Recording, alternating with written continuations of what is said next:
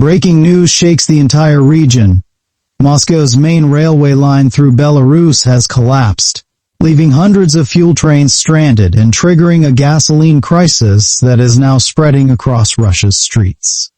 What began as a small disruption in the railway network has turned into one of the worst logistical failures in recent memory. The lifeline that connects Moscow to Belarus, once responsible for delivering thousands of tons of gasoline, diesel, and oil every day, has come to a complete stop. Gas stations are running dry, long queues have formed across major cities, and frustration is beginning to boil over among citizens. The story begins with reports emerging from Belarus early this morning, confirming that several sections of the railway tracks leading to Moscow have been rendered inoperable. Whether it was due to structural collapse, sabotage, or poor maintenance remains unclear, but the outcome is disastrous.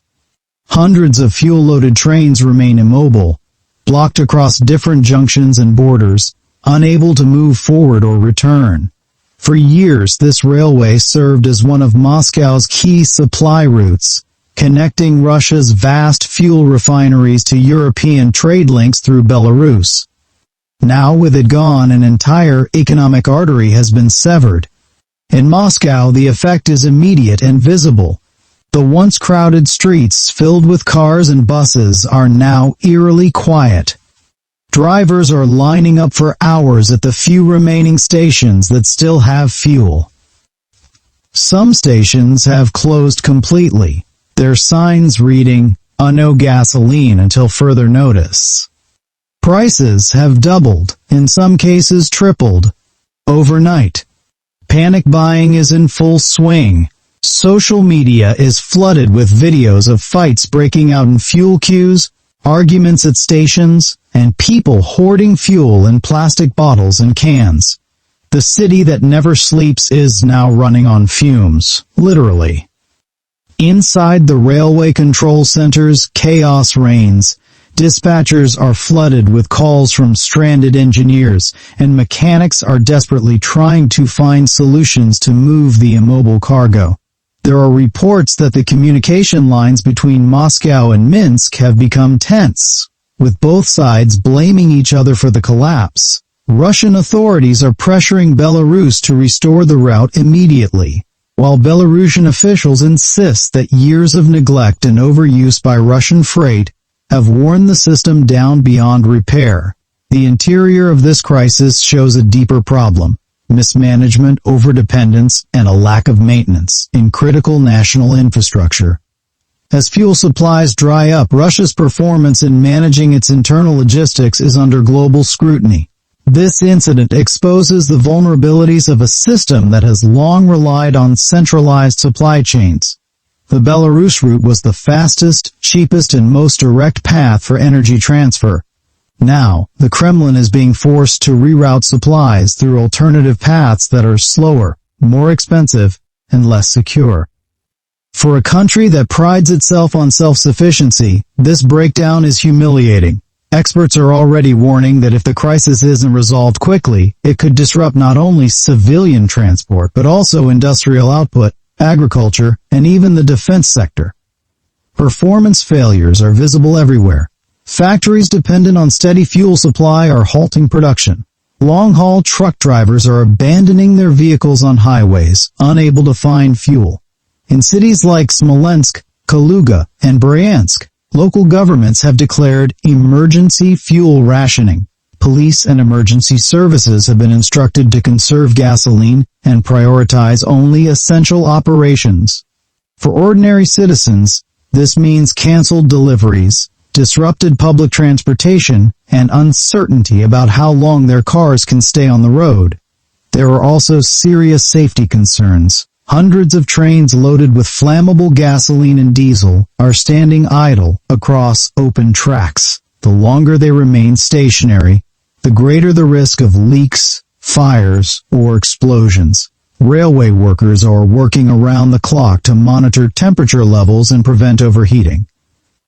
But with limited resources and exhausted crews, accidents seem almost inevitable. Even minor sparks could trigger catastrophic consequences. Authorities are now deploying military engineers to guard sensitive fuel transport areas, a move that reflects just how serious the situation has become. Meanwhile, the black market for fuel is booming. Desperate citizens are turning to illegal sellers who are offering gasoline at prices 5 to 6 times higher than normal.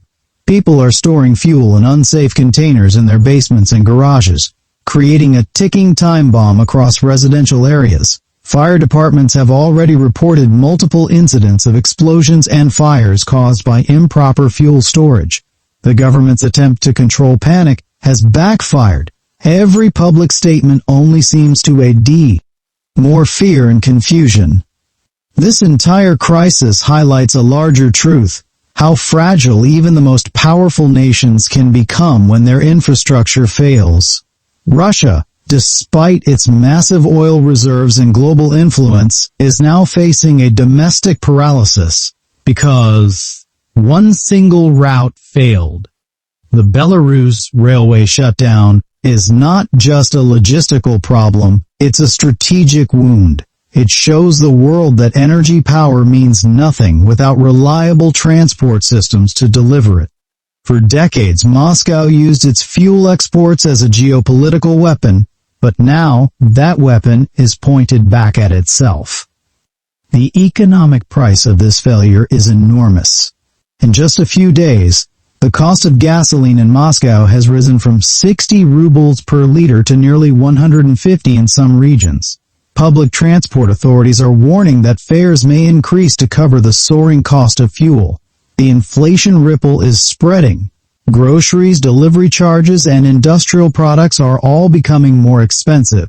If the crisis continues, economists predict that inflation could spiral out of control, pushing Russia's already struggling economy into deeper trouble. On the streets, the public mood is darkening.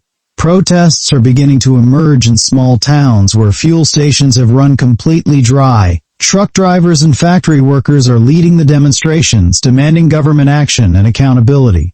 The Kremlin has deployed security forces to maintain order, but people are angry.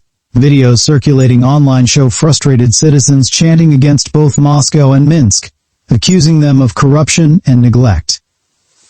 What began as a transportation issue is now turning into a political one. Across Belarus, the situation isn't any better. The country's economy, already weakened by sanctions and internal dissent, is now suffering from fuel shortages too. Many Belarusians relied on cheap Russian fuel for agriculture, transport, and manufacturing. With the railway out, these sectors are grinding to a halt. The government in Minsk is under immense pressure both from Moscow and its own citizens. President Lukashenko has ordered emergency measures to restore partial rail functionality, but experts say full repairs could take weeks or even months. International observers are watching closely. European countries, though less directly affected, are studying the crisis as a potential sign of broader instability in the region.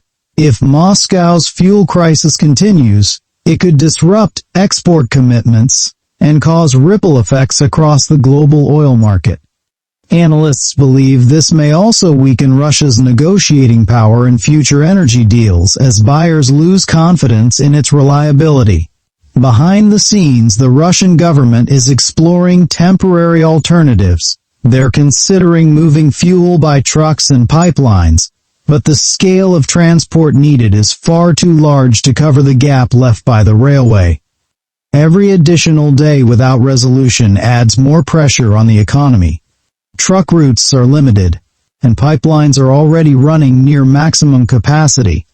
Logistics experts say it's like trying to move a river with buckets. It's simply not sustainable. In this chaos, the human cost is often forgotten.